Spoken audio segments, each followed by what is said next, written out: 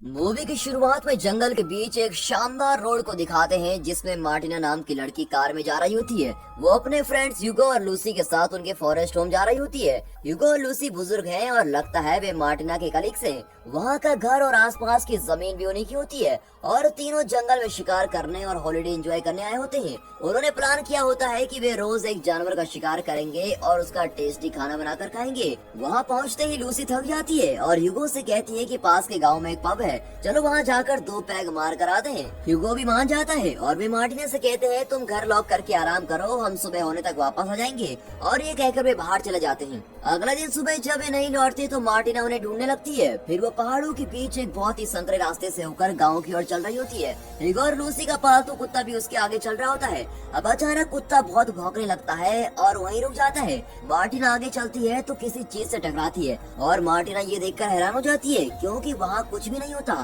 तो आखिर उसे क्या रोक रहा है? वो हाथ लगाती है तो पता चलता है कि उस स्पॉट पर एक इनविजिबल दीवार है जो आंखों को नहीं दिखती लेकिन बहुत ही मजबूत है। मार्टिना बहुत कोशिश करती है पर ना तो वो उसको तोड़ सकती है और ना ही उसे क्रॉस कर सकती है। कुछ देर दम लगाने के बाद वो थक कर बैठ जाती है और थोड़ी देर बाद फिर कोशिश करती है और फिर बैठ जाती है। कुछ घंटे बाद वो घर वापस जाने का फैसला करती है और कुत्ते को साथ लेकर चल देती है। अगले दिन सुबह वो फिर उस रास्ते से चलकर जाती है। कहीं मैं पागल तो नहीं हो गई? शायद वहाँ कोई दीवार ही नहीं है, ये मेरा वहम ही होगा। इस तरह सोचकर वो फिर उस जगह पहुँच जाती है लेकिन अब भी वो उस जगह को क्रॉस नहीं कर पाती। उसे अब जरा डर लगने लगता है। वो फिर से घर लौट रही होती है कि रास्ते में एक बुजुर्ग कपल को देखती है और लगता है वे कुछ काम कर रहे हैं। उन्हें देखकर मार्टिना को तसल्ली होती है और वो हेलो हेलो कहकर उन्हें पुकारती है। जब वो पास पहुंचती है तो वहाँ पर भी उसे कोई इनविजिबल लगता है। यहाँ भी एक इनविजिबल दीवार है। इतना ही नहीं, उन दोनों बुजुर्गों को देखकर लगता है कि वे इंसान नहीं पुतले हैं। अब मार्टिना अपने बाइनोकुलर से उन्हें क्लोजअप में देखती है तो उसे लगता है कि वे इंसान ही है जो वक्त के किसी पल में रुक गए हैं और वहीं फ्रीज हो गए हैं। मार्टिना सोचती है कि इस इनविजिबल दीवार के उस तरफ सभी लोग मर चुके हैं और इन्हीं दृश्यों के बीच वो उस जंगल में अपने दिन काटने लगती है। रोज की तरह वो एक दिन जंगल में चल रही होती है कि अचानक उसे एक गाय दिखती है। पहले तो मार्टिना डरकर दूर भागती है लेकिन फिर वो अपने अकेलेपन के बारे में सोचकर गाय को भी साथ ले लेती है। लगता है गाय की मैटिंग हो चुकी थी और वो रोज दूध देती है। इससे मार्टिना अपना चाय और कॉफी बना लेती है। बदले में वो गाय के लिए बहुत सारा घास काट कर लाती है और बहुत मेहनत करके उसकी देखभाल करती है। एक दिन मार्टिना घर के पीछे वाले रास्ते से अपनी कार लेकर जा रही होती है कि कुछ ही दूर पर गाड़ी किसी चीज पर जोर से टकरा जाती है। लगता है वहाँ भी इनविजिबल दीवार है। वहाँ से लगभग 20 फुट की दूरी पर एक और कार भी इसी तरह रुकी होती है। तब वो अंदाजा लगाती है कि इस इनविजिबल दीवार की थिकनेस लगभग 20 फुट है। अब आप ही बताइए इतनी मोटी दीवार को कैसे तोड़े या हटाएं? और ऐसी दीवार को आप कैसे तोड़ेंगे जो दिखाई भी नहीं देती और न जाने किसने इन्हें यहाँ लाकर रखा है? ये कहाँ शुरू होती है और कहाँ खत्म, इसका मार्टिना को जरा भी आइडिया नहीं होता। अब इस परिस्थिति में उसे क्रॉस करना तो नामुमकिन है। ये सोचकर वो मायूस हो जाती है और घर लौट आती है। अब वहाँ बस जाने के सिवा मार्टिना के पास कोई रास्ता नजर नहीं आता, इसलिए वो सर्दी के मौसम से पहले अपनी और गाय की जरूरत की सारी चीजें इकट्ठा करके रख लेती है। फिर चूल्हे के लिए ढेर सारी लकड़ियाँ भी लाकर रख देती है। यहाँ रहकर उसने आलू और कई सारी सब्जियाँ भी उगा ली होती है। उन्हें भी काट कर अगले 6 महीने के खाने का इंतजाम कर लेती है। एक दिन वहाँ एक बिल्ली आ जाती है और मार्टिना उसे भी घर में रख लेती है लेकिन उसका सच्चा साथी उसका कुत्ता होता है और वो उसको बहुत प्यार करती है। कभी कभी वो जंगल में जाकर शिकार भी करती है। पहले दिन वो हिरन का शिकार करने की कोशिश करती है पर ठीक से एम नहीं कर पाती और घर लौट आती है। लेकिन अगले दिन वो फिर कोशिश करती है और इस बार उसका निशाना नहीं चूकता। मरे हुए हिरन को घर ले आती है, फिर कट करके टेस्टी खाना बनाकर खाती है। अगले दिन फिर वो पहाड़ के ऊपर पहुंचती है। वहाँ सूरज और उसकी रोशनी से रंगा हुआ आसमान देखकर वो प्रकृति की सुंदरता में खो जाती है और वहीं पर सो जाती है। जब वो घर लौटती है तो बिल्ली का बच्चा हुआ होता है और इस तरह उसके दिन हफ्तों में और हफ्ते महीनों में बदल जाते हैं और उसकी जिंदगी जरा आराम से कट रही होती है। एक दिन अचानक तेज तूफान आता है और बर्फ भी गिरने लगती है। बिल्ली का बच्चा बेचारा बीमार होकर मर जाता है और मार्टिना दुखी होकर उसको दफना देती है। वो अपने रोज की एक्सपीरियंसेस को एक डायरी में लिख रही होती है ताकि वो यहाँ की जिंदगी को भूल न पाए और बाहरी दुनिया से इस तरह कट कर रहते रहते उसे डर लगता है कि कहीं वो पागल न हो जाए।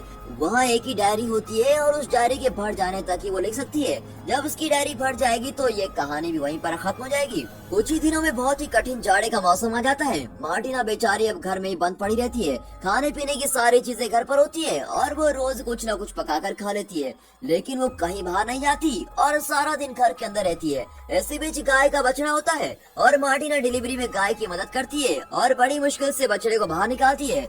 बछड़ा पैदा होता है और मार्टिना उसे भी संभालती है और किसी तरह जाड़े का मौसम बीत जाता है और मार्टिना घर पर ही रहकर तंग आ चुकी थी। अब उसकी डायरी में 25 में लिखा होता है और मार्टिना लिखती है कि इस जंगल में रहते रहते लगभग 1 साल गुजर चुका है और इस बात की एनिवर्सरी मनाने में पहाड़ पर जाने वाली हूँ। फिर वो कुत्ते को लेकर पहाड़ पर जाती है और शाम तक वहाँ का दृश्य निहार रही होती है। जो हो गया सो हो गया, आज से मैं एक नई जिंदगी की शुरुआत करूंगी, ये सोचकर वो घर लौटती है और वो पहले जैसी मायूस नहीं होती और अपनी डायरी देखने लगती है। अब ऋतुओं का चक्र फिर एक बार शुरू होता है। गर्मी, बरसात, बसंत इत्यादि मौसम आते हैं और चले भी जाते हैं। फिर एक बार जाड़ों का मौसम आता है और मार्टिना उसका सामना आसानी से कर लेती है। फिर बसंत ऋतु आती है और तब मार्टिना एक सफेद कौवे को देखती है। वो जरा घबराया हुआ लगता है क्योंकि बाकी काले कौवे उसको भगा रहे थे। उसे देखकर मार्टिना को लगता है कि ये भी मेरी जिंदगी की तरह है, जो कि जंगल में अकेला है और पास की किसी भी चीज से उसका कोई संबंध नहीं। लेकिन फिर भी वो घबराकर भागा नहीं, बल्कि उसने जिंदगी के असली मतलब को समझा और उसे अपनाया। उस कौवे में अपनी सच्चाई को देखकर मार्टिना को उससे हमदर्दी होने लगती है। वो उसे खाना देती है और कुछ दिन यूं ही बीत जाते हैं और मार्टिना धीरे धीरे अपनी पुरानी जिंदगी भूलने लगती है। एक दिन वो अपने कुत्ते के साथ पहाड़ से लौट रही होती है तो उस दृश्य को देखकर उसकी सांसें रुक जाती है। पागल जैसा दिखने वाला एक आदमी मार्टिना की गाय के बछड़े का सर काट रहा होता है। लगता है ये आदमी भी मार्टिना की तरह इनविजिबल दीवारों के बीच फंस गया है, लेकिन शायद वो मार्टिना जैसा सुलझा हुआ इंसान नहीं और यहाँ अकेले रहकर पागल हो चुका था।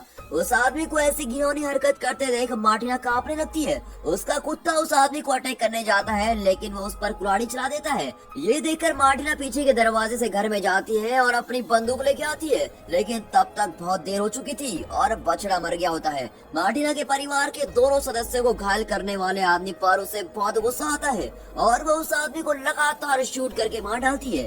वो बछड़े के पास भागती है जो मर चुका होता है। फिर वो कुत्ते के पास जाती है और उसे गोद में लेकर रोने लगती है। कुछ देर में बेचारा मर जाता है। मार्टिना उस पागल आदमी की लाश को खींच के लेके जाती है और पहाड़ से नीचे धकेल देती है। फिर वह उस बछड़े और अपने कुत्ते को बड़े सम्मान के साथ दफनाती है और उनका अंतिम संस्कार भी करती है। अगले दिन से वो अपनी इस अकेली जिंदगी को भी अपना लेती है। अपनी गाय को घास चराने ले जाती है। इस साल भी वो आलू और कई फल उगाती है और दोबारा जाड़े का मौसम आता है। फिर एक दिन वो डायरी में फरवरी 25 लिखती है। यही डायरी का आखिरी पन्ना होता है। इसके बाद जो भी होगा वो नहीं लिख पाएगी। उन बातों को उसे अपने दिल में रखना होगा और इस उम्मीद में बाकी की जिंदगी गुजारनी पड़ेगी कि उसे यहाँ से कोई लेने आएगा। उसके चारों ओर की ये इनविजिबल दीवार किसी तरह गिर जाए और इस जंगल से बाहर का रास्ता खुल जाए। इसी प्रार्थना के सिवा वो और कुछ नहीं कर सकती। पन्नों के खत्म हो जाने से वो लिखना बंद कर देती है। और दोस्तों, हमारी ये मूवी भी यहाँ पर खत्म होती है। जिंदगी ऐसी है दोस्तों, इसमें हमें दी एंड नहीं ढूंढना है, बल्कि ये जैसी भी है उसे उसी रूप में खुशी से अपनाना है। लक्ष्य जरूरी है, लेकिन असली सीख तो हमें रास्ते में मिलती है ना दोस्तों। तो इस बात पर इस वीडियो को एक लाइक और चैनल को सब्सक्राइब जरूर कीजिए और हाँ, साथ ही अपने फ्रेंड सर्कल में इस वीडियो को शेयर जरूर कीजिए। And finally, thanks for watching.